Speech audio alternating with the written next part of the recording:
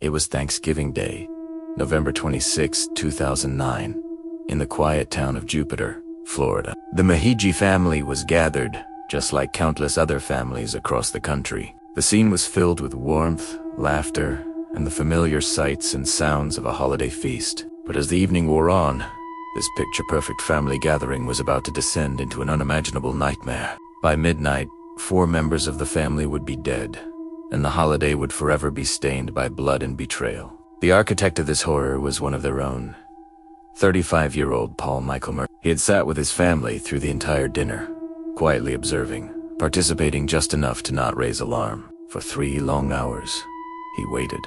Then, with chilling precision, he revealed his true intentions.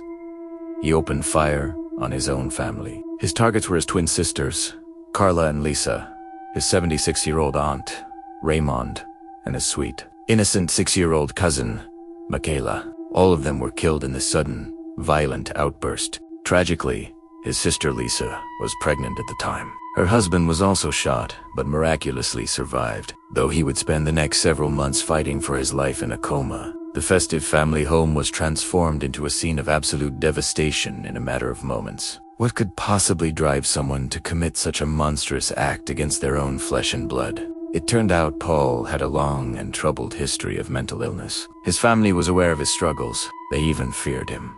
Yet, driven by hope and the spirit of the holiday, they invited him to join them, perhaps believing that family and love could heal his inner demons. Looking back, there were haunting signs. Earlier that same day, Paul had made a cryptic comment to relatives. He told them, "Tonight's the night everyone will be together." No one could have possibly understood the horrifying double meaning behind those words, until it was far too late. He didn't mean together in celebration. He meant together in tragedy. Immediately after the rampage, Paul fled the scene, disappearing into the night and triggering a massive, nationwide manhunt. For weeks, law enforcement agencies across the country searched for him. The case gripped the nation, a terrifying reminder of the darkness that can hide behind a familiar face. Finally, U.S. Marshals tracked him down to a motel and captured him without a fight. Justice was swift. Michael Merhige was sentenced to 7 consecutive life sentences in prison, with no possibility of parole. He would spend the rest of his days behind bars, but that verdict could never undo the damage or bring back the lives he stole.